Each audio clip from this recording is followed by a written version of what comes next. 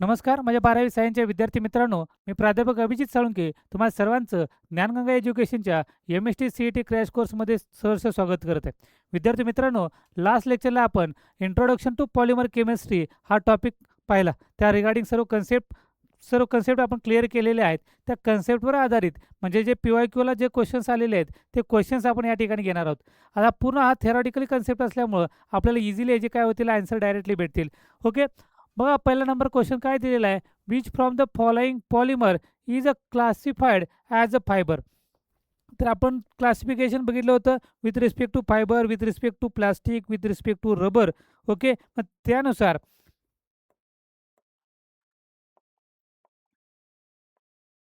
Okay त्यानुसार आपल्याला काय कॅल्क्युलेट करायचं आहे, तर फायबरच्या कॅटेगरीमध्ये कोणतं मटेरियल येतो, कोणतं पॉलिमर येतो ते आपल्याला बघायचं आहे. ओके, मग ह्याच्यामधला आपल्याला डायरेक्टली आन्सर काय भेटला, कारण हे आपलं थेरॉटिकल आहे. कन्सेप्ट क्लिअर असेल तर इझिली काय होणार आहे, आपल्याला ते आन्सर येईल. मग ह्याच्यामध्ये काय येणार आहे, तर पॉलिइस्टर येणार. कोण येणार आहे?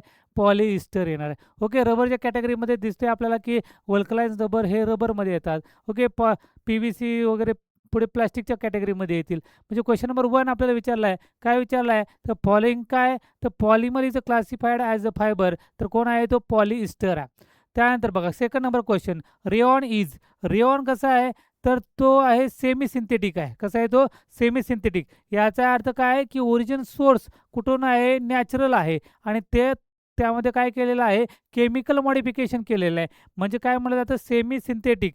तर सेमी सिंथेटिक आहे का बघा, तर सिंथेटिक आहे तर हे नाही. आर्टिफिशियल म्हणजेही सिंथेटिक आहे, नॅचरल आहे का नाही, हे सगळ्यांच्या मध्ये आहे. म्हणजे तो कोण आहे, तो आहे रिजनरेटेड फायबर. सेमी सिंथेटिक फायबरलाच काय म्हणलं जातं, रिजनरेटेड फायबर म्हणलं जातं. म्हणजे रेऑन काय मिळालं आपल्याला, रिजनरेटेड. म्हणजेच काय, हा बेस कोण आहे, तर नॅचरल बेस आहे.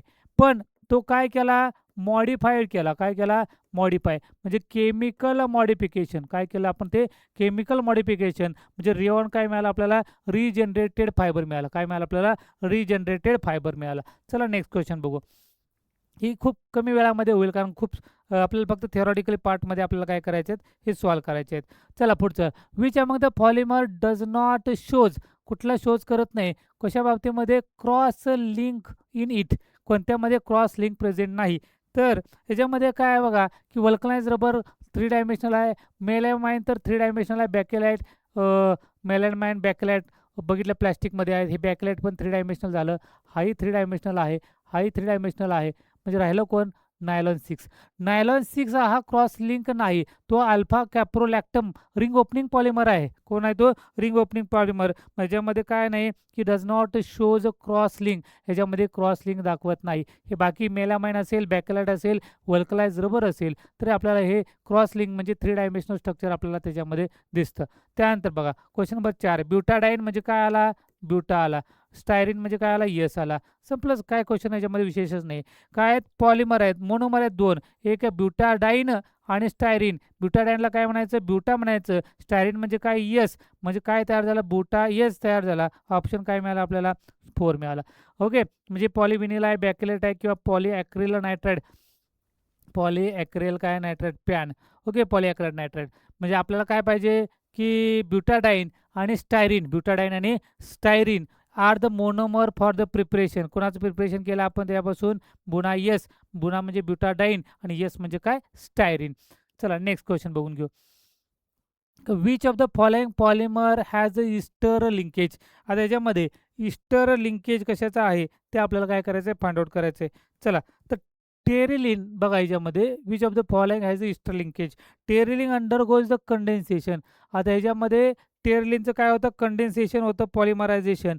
विच, आता कंडेन्सेशन झालं याचा अर्थ त्याच्यामधून स्मॉल अमाऊंट ऑफ मॉलिक्युल काय होतो, बाहेर पडतो, रिमूव्ह होतो. म्हणजे alcoholic OH group in ethylene glycol condense केलं जातं. कशाबरोबर, तर ते केलं जातं कार्बोझिलिक ग्रुप बरोबर. बघा नीट लक्षात घ्या. आता हे इस्टर लिंकेज कशामध्ये प्रेझेंट आहे, तर टेरिलिन आहे. कशाबरोबर आहे ते, टेरिलिन. ओके, ह्या टेरिलिनमध्ये काय केलं जातं टेरिलिनचं, तर टेरिलिनचं होतं कंडेन्सेशन होतं. काय होतं याचं, कंडेन्सेशन.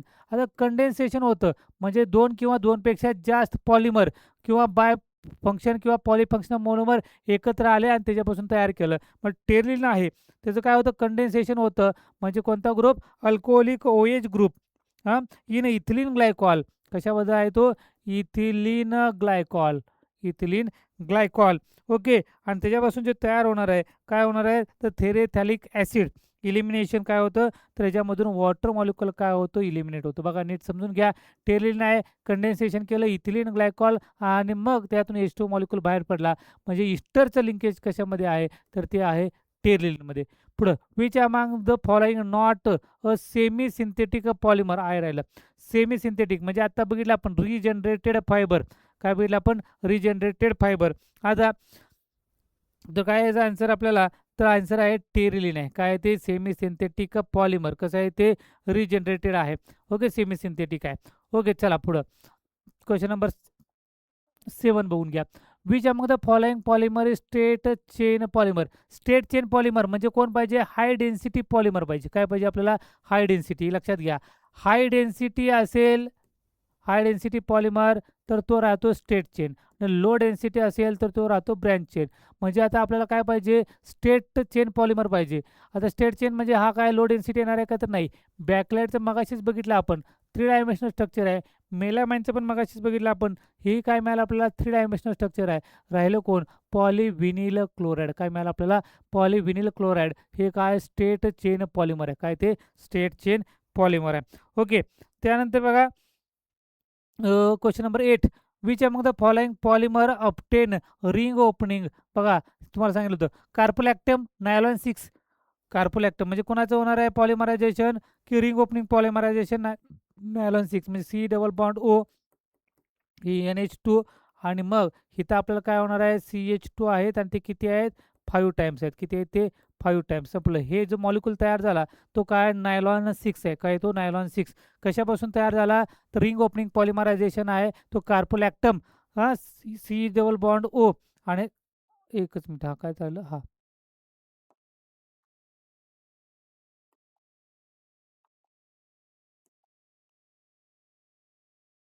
NH ॲक्च्युली काय बॉन्ड, हा सी डबल बॉन्ड ओ आणि NH, हा बॉन्ड काय होतो, ब्रेक होतो. हा बॉन्ड ब्रेक झाला म्हणजे काय तयार झालं बघा, की NH. आणि इथून इथपर्यंत काय आहेत, CH2 मॉलिक्युल आहेत आणि ते किती मॉलिक्युल आहेत, 5 मॉलिक्युल आहेत. म्हणजे बघा काय तयार झालं, CH2 आणि किती टाइम्स, 5 टाइम्स. आणि ह्याला कोण अटॅच झाला, NH अटॅच झाला. ह्याला कोण अटॅच झाला, सी डबल बॉन्ड ओ तयार झाला. ओके, अशा पद्धतीचा मॉलिक्युल N. ओके. हा काय झाला, की अल्फा कॅप्रोलॅक्टम आहे, तो काय झाला, ब्रेक केला, सी डबल बॉन्ड ओ आणि NH मधला बॉन्ड ब्रेक झाला आणि आपल्याला काय मिळालं, तर नायलॉन 6 मिळालं. काय मिळालं आपल्याला, नायलॉन 6. चला नेक्स्ट बघू. पुढं काय, question number 9. Which from the following polymer is classified as a fibre, fibre म्हणून. ओके. आता मग रबर गेला, आलं ना फायबर, कोण होता मग आपण बघितलं, टेरिलिन. क्वेश्चन नंबर 9 काय, टेरिलिन. कारण तेच परत क्वेश्चन, तेच म्हणजे त्याच टाईपचा क्वेश्चन परत आला. ओके. हे काय आहेत, की फायबर आहे, की which from following polymer is classified as fibre depending upon the intermolecular force. कोण आहे तो, टेरिलिन आहे. त्यानंतर क्वेश्चन नंबर 10 बघा, काय which among the following species acts as a chain initiator. म्हणजे काय, रॅडिकल फॉर्मेशन. चेन एडिशन म्हणजे काय करावं लागतं, तर रॅडिकल फॉर्मेशन करावं लागतं आणि मग आपल्याला काय होतं, ॲडिशन पॉलिमरायझेशन होतं. म्हणजे ॲडिशन पॉलिमरायझेशन करायचं असेल, ॲडिशन पॉलिमरायझेशन, तर radical, pre radical, initiation initiation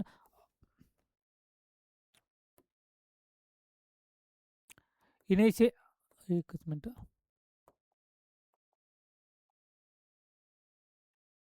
initiation of कशाचं, initiation of radical, initiation of काय, रॅडिकल फॉर्मेशन झालं पाहिजे. मग रॅडिकल फॉर्मेशन झालं, इथला रॅडिकल इथला रॅडिकल दोघे एकत्र आले, बॉन्ड तयार झाला. परत रॅडिकल एकत्र आला, बॉन्ड तयार झाला. म्हणजे ॲडिशन पॉलिमरायझेशन हे radical formation, initiation of radical formation. म्हणजे इथं आता बघा, इथं निगेटिव्ह चार्ज आहे, अनायन आहे, कॅटायन आहे. इथं तर ऑलरेडी बॉन्ड फॉर्मेशन तयार झालेलं आहे. इथं आपल्याला काय दिलेलं आहे, 8 डॉट म्हणजे काय तयार झालं इथं, रॅडिकल. म्हणजे क्वेश्चन नंबर 10 चा ऑप्शन काय मिळणार आपल्याला, डी मिळणार आहे. चला नेक्स्ट क्वेश्चन बघून घेऊ. काय, question number 11. Which of the following monomer is used as preparation of. बघा तोच, कारण नायलॉन 6 हे कॉमन वापरले जातात किंवा जास्त क्वेश्चन त्या नायलॉन 6 वर आहेत. का जास्त आहेत? कारण आपल्याला डे टू डे लाईफमध्ये नायलॉन 6 आपल्याला विचारलं जातं. आपण ऐकतो म्हणजे नायलॉन 6 आपल्याला मिळाला, आता इथं काय बघायची जास्त गरजच नाही. काय नायलॉन 6 कशापासून मिळाला? कार्पोलॅक्टमपासून तयार झाला. त्यानंतर क्वेश्चन नंबर 12. आता यूजवर क्वेश्चन्स विचारलेले आहेत बघा. काय विचारलं? Which of the following polymer used as, कशासाठी यूज केलेला आहे? की preparation of a cinema film तयार करण्यासाठी.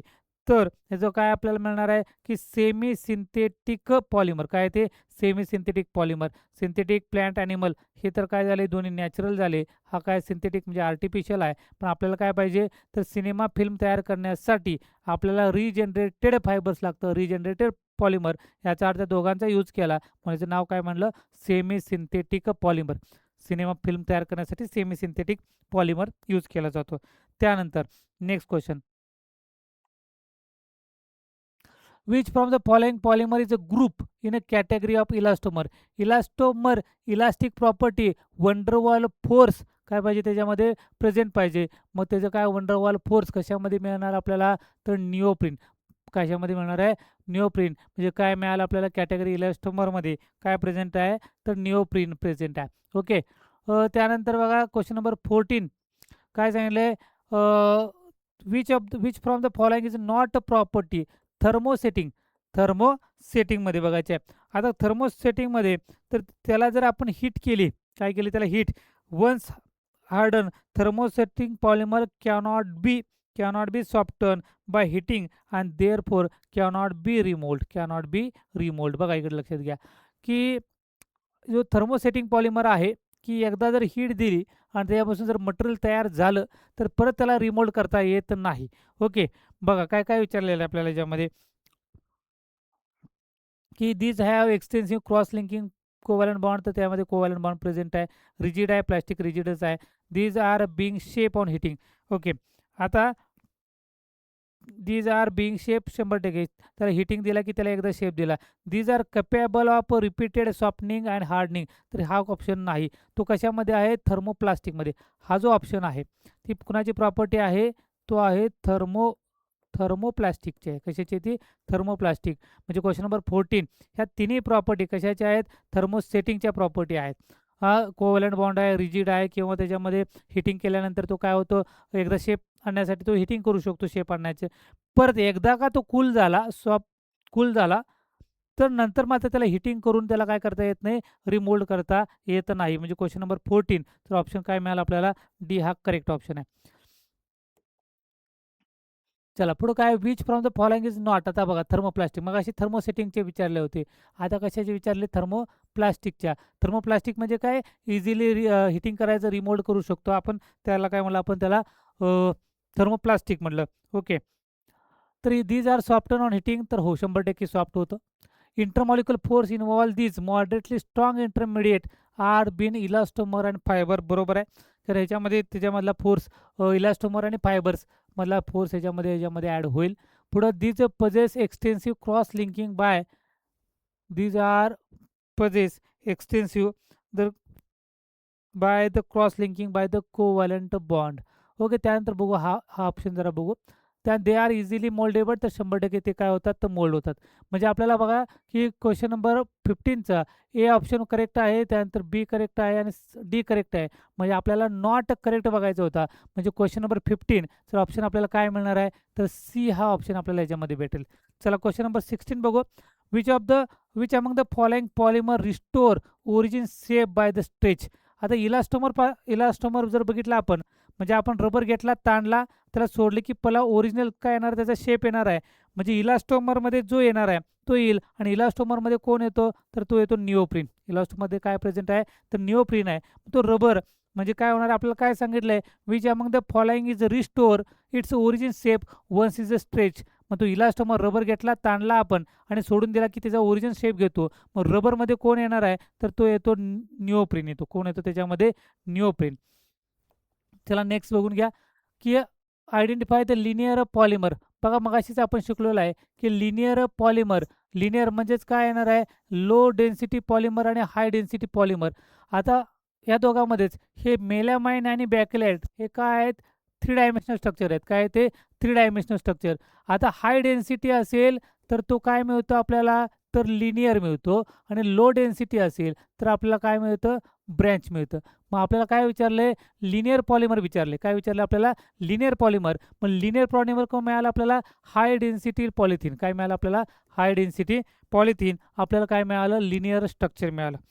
ओके, चला नेक्स्ट क्वेश्चन बघा. Which among the following polymer not remoulded. Remould कुठलं होत नाही, तर थर्मोसेटिंग पॉलिमर काय होत नाही, रिमोल्ड होत नाही. कुठलं होत नाही, थर्मोसेटिंग. ओके, आता प्रॉपर्टी आपण बघितल्या थर्मोसेटिंगच्या.